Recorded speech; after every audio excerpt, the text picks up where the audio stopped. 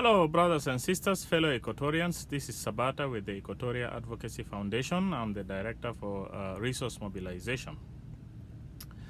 I am coming today to share with you 2 points.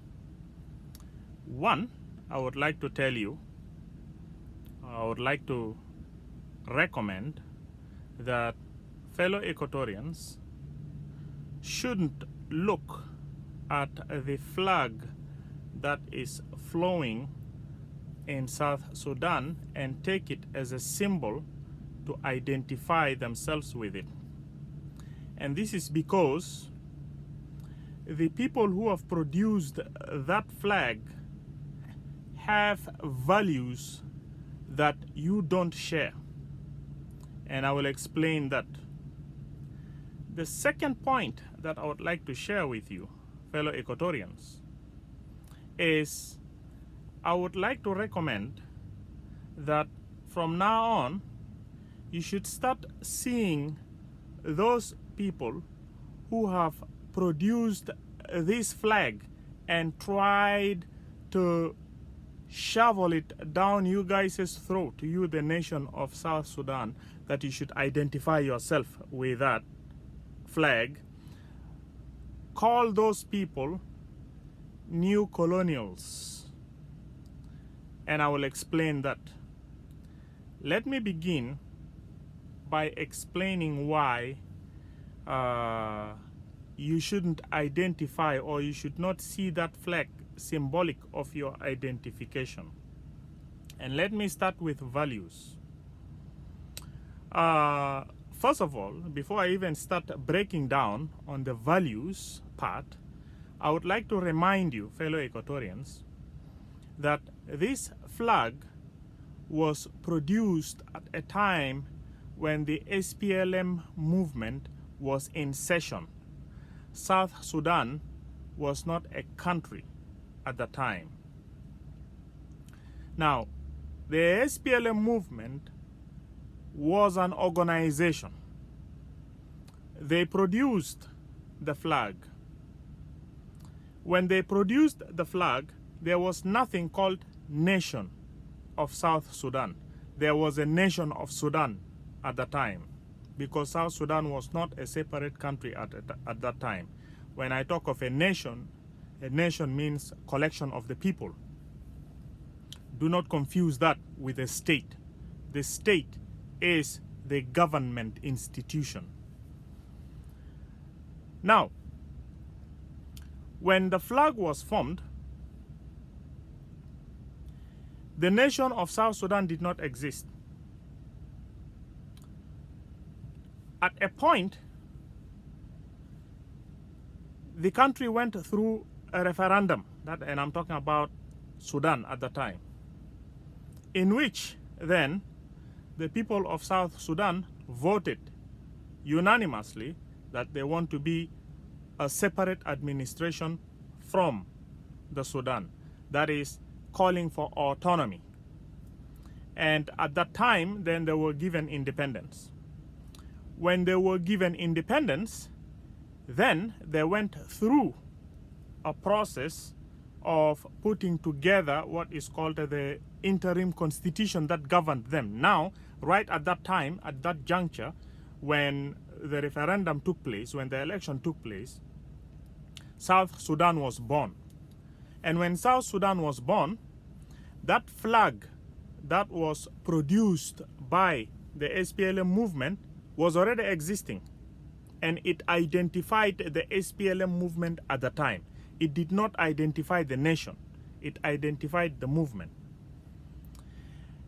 All right, right from the time when the country was born as a result of that election, that was the time when a flag could have been produced to now identify the nation, that is you, the people of South Sudan. There was a South dialogue that was conducted, through which the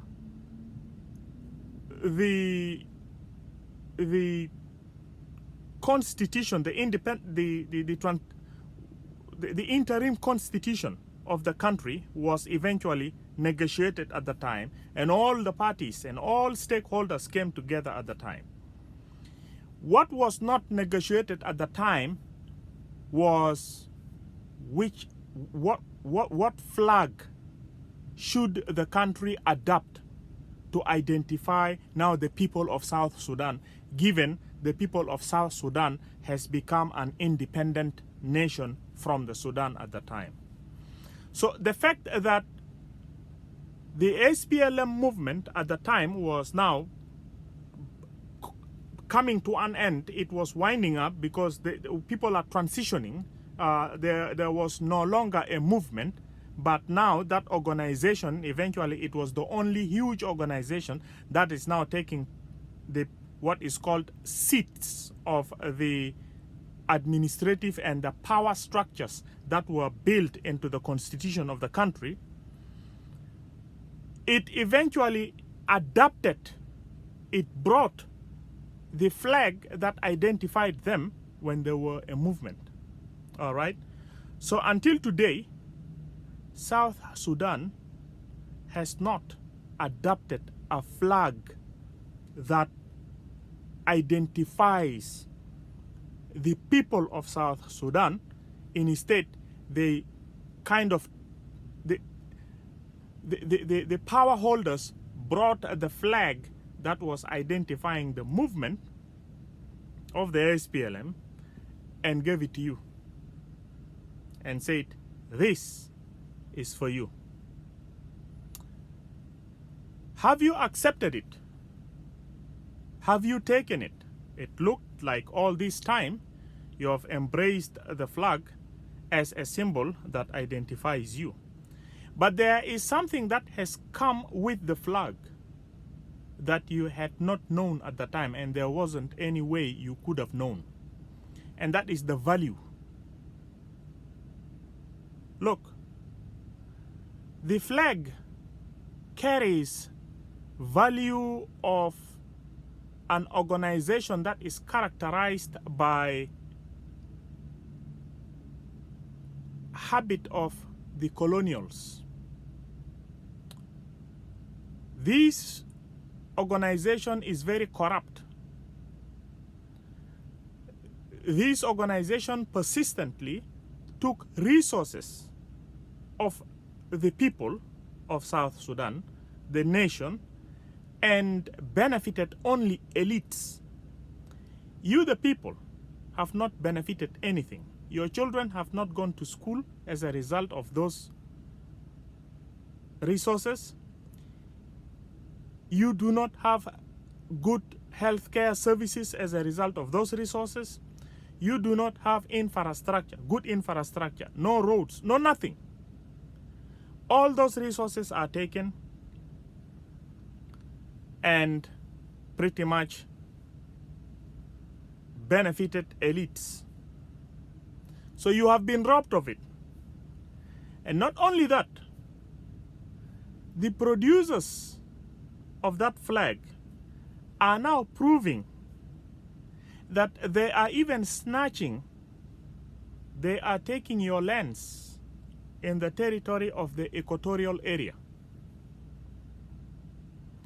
What I'm talking about is land grabbing. You're very familiar with that.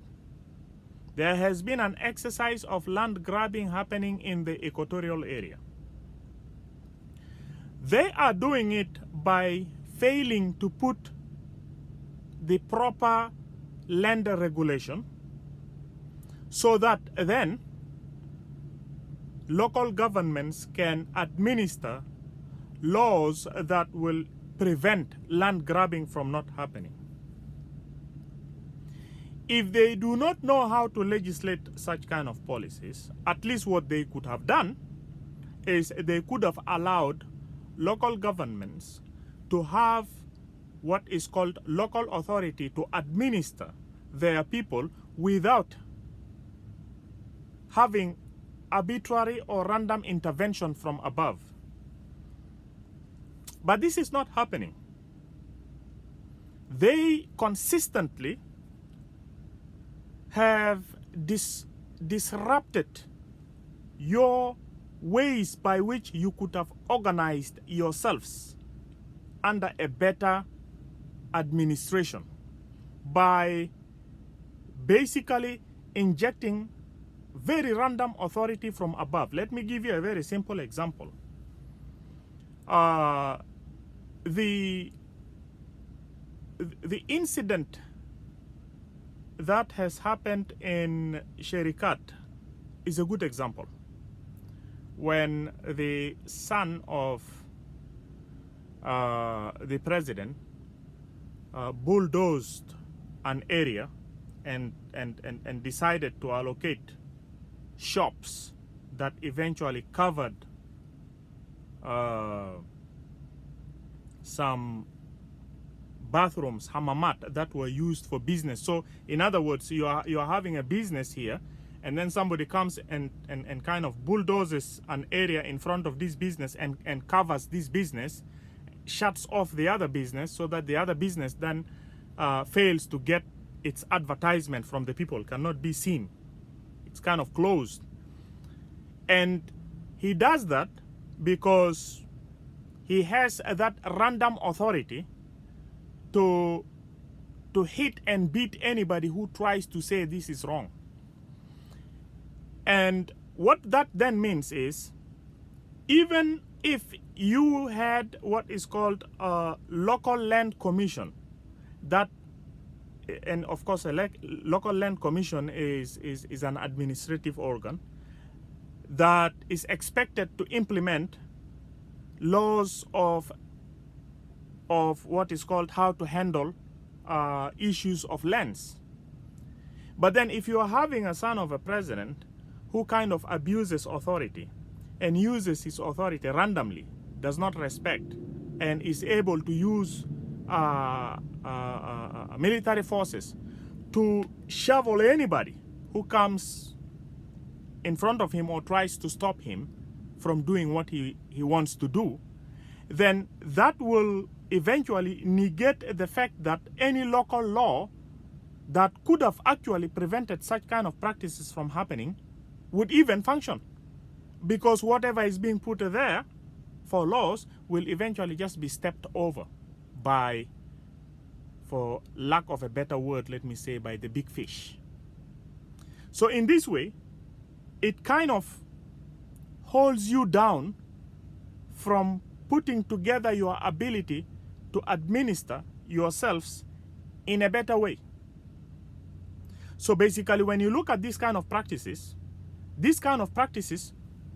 hold you down.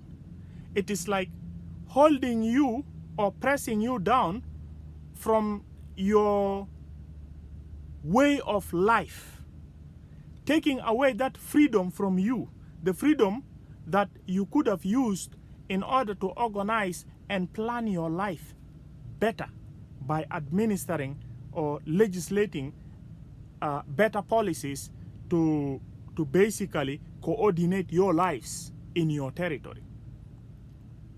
And that is why I am saying that this organization has brought in values that you don't share, because you are not like that, Equatorians.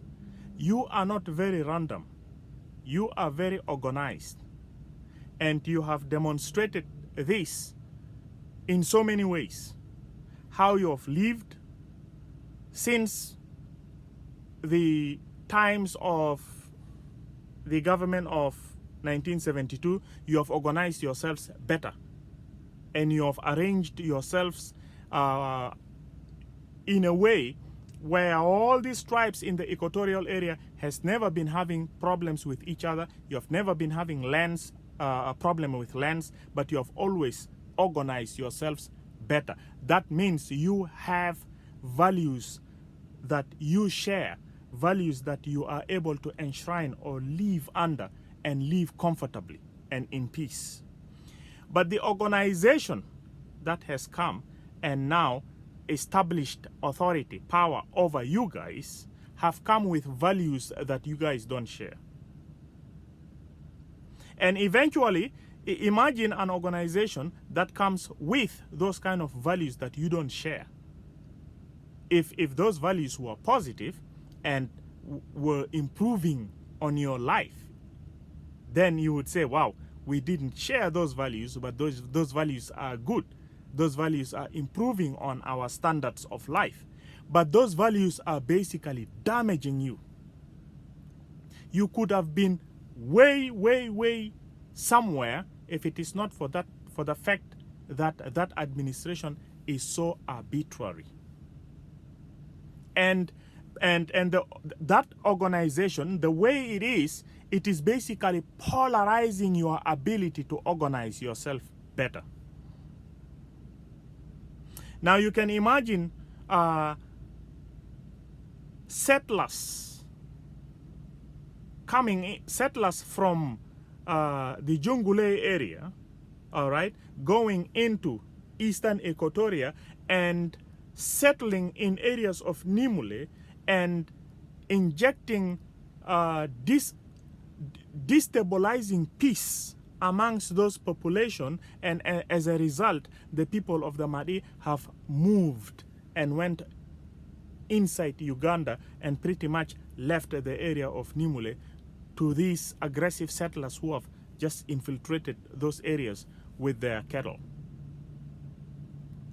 So basically you can see that, and this is happening because this administration that I said carries a weird, I will not say distinct, but weird values, have allowed that from happening because it is the only administration that could have regulated and prevented that not to happen. And given that this organization or this administration, this regime, don't share your values, then don't accept a flag that they are bringing for you. Don't accept them to give you a symbol to identify you with. No. You can always identify yourself with the symbol that you choose. When the country was voted, the right process to provide a flag that would be symbol of identification of the people is to have the assembly or the parliament right at the time when the country came to existence through a process, and our artists come together to design a flag, and the colors of the flag will eventually be interpreted by our representatives, be it in an assembly or parliament, however we want to call it, and eventually passed. Because when that happens in our assembly or parliament, that will presumably mean that it is the people who are passing it, because the people are the ones who did send those representatives there. And that is the correct way by which we could have actually produced a flag. And if you have noticed, I said we could have produced a flag, not they producing a flag for us. We understand how to produce flags. We could have done it that way.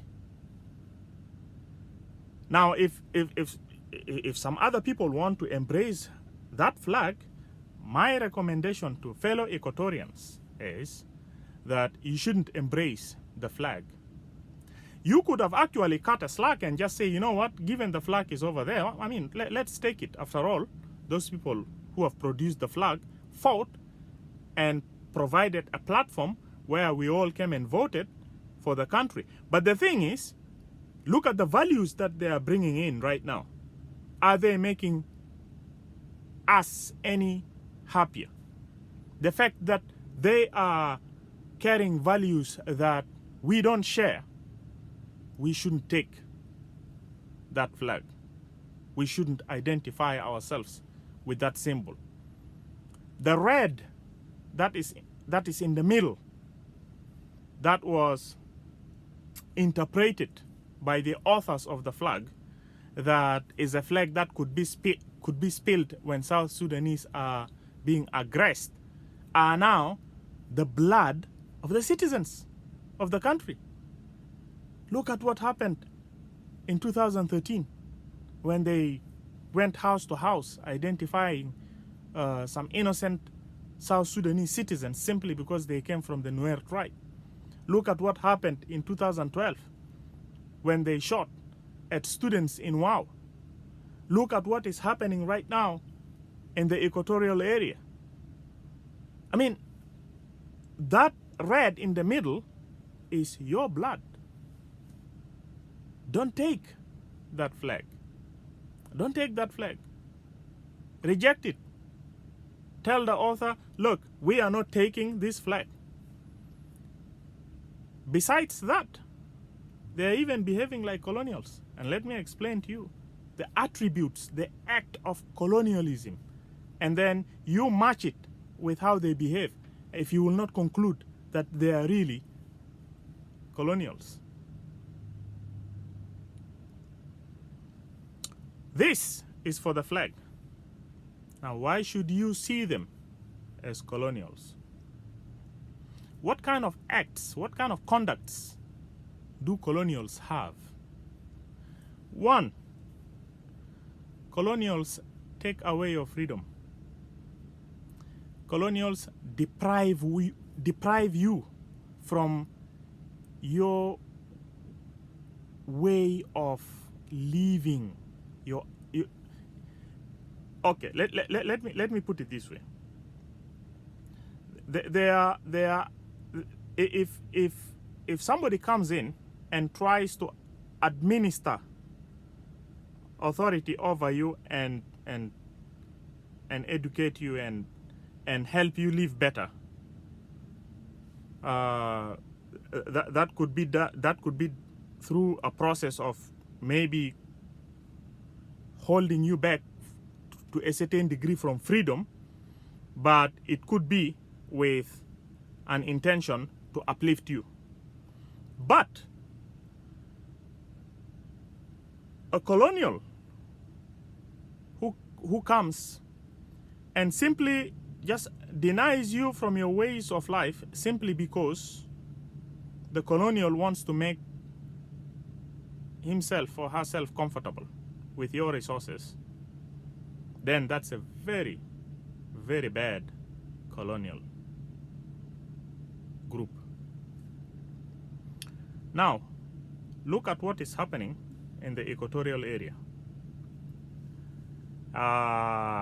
Freedom is denied to these people to administer themselves through federation. And yet, federation has been demanded since 1955. And it's the modern way, as we are living in the 21st century, it's the modern way by which people reflect their freedom to administer themselves. It is through federalism or confederacy. That is a decentralized form of governance.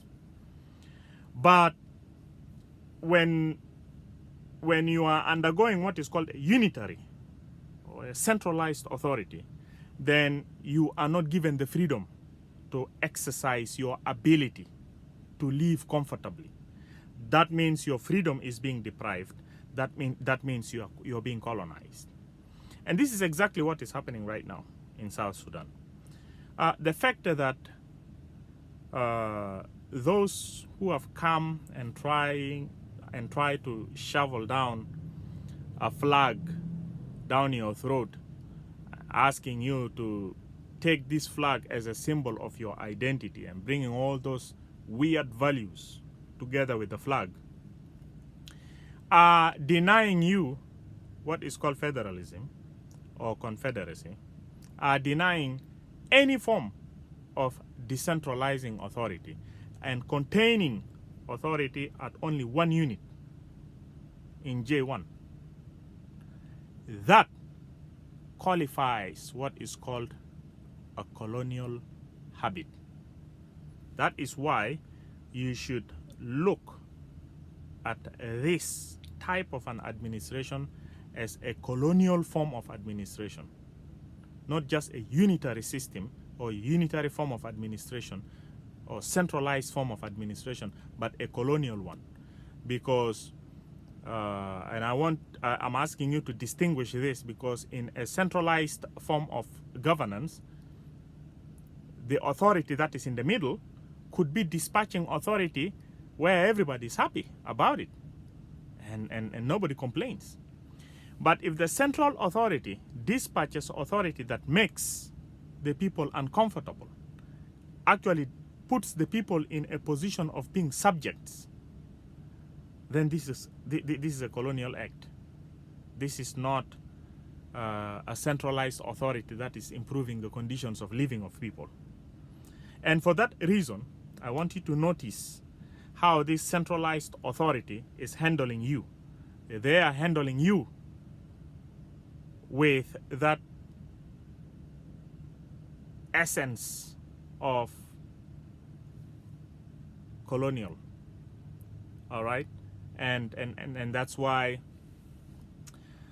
that's why most of the Equatorians right now in the equatorial area are crying of their lands, are worried about their existence as time go by. That's why we have started seeing this word existential threat repeatedly coming out from the people of Equatoria. And for that reason, you should not look at these guys as administrators. No, they don't have good intent towards you guys. You should look at them as colonials. Now, remember, you are sharing space in South Sudan with people who are culturally distinct from you.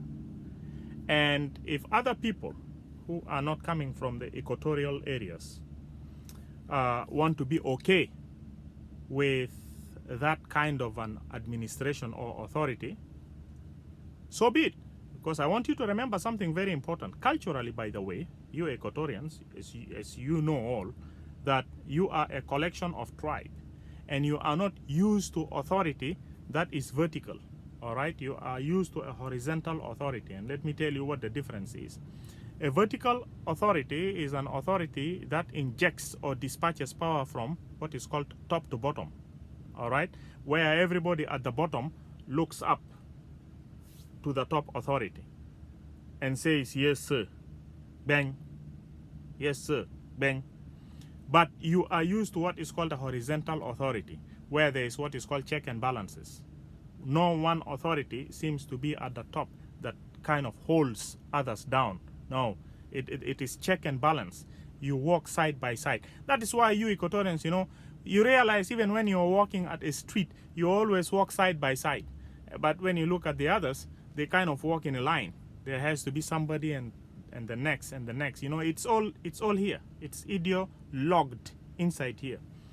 So, fellow Equatorians, if the others want to embrace such kind of a system or administration, it is because they are ideologically groomed like that. But you are not ideologically groomed like that. You don't share values. So for that reason, you should be skeptic of such kind of an administration and reject it. All right? Reject it by all forms. The kind of values it's kind of pushing onto you is not good. You reject it. And the symbol that they brought in to identify you, that is that flag, refuse it. Because that flag is bringing in values that you don't share. You are better than that. You are better than that, and continue to yearn for a better administration. Thank you very much. This is just a recommendation from the Equatorial Advocacy Foundation. I will come again to discuss with you some other interesting topics, and stay blessed, and God bless you.